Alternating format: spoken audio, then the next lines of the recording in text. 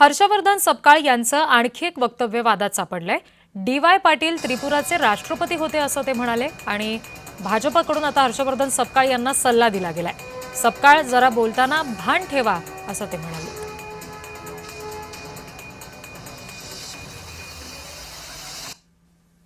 सर्व महाराष्ट्रामध्ये राजकीय देखील फार मोठी एक भरगच्च अशा स्वरूपाची कारकीर्द त्यांची राहिली।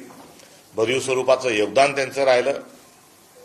थेट त्रिपुराच्या राष्ट्रपतीपर्यंत थेट त्रिपुराच्या राष्ट्रपतीपर्यंत थेट त्रिपुराच्या राष्ट्रपतीपर्यंत थेट त्रिपुराच्या राष्ट्रपतीपर्यंत ही त्यांची सेवा आणि त्यांच्या एकंदरीत कारकिर्दीचा जो आयाम आहे हा वाढत्या चंद्रासारखा हा वाढत वाढत गेला आणि त्याचा शीतल प्रकाश हा सर्वांना मिळाला।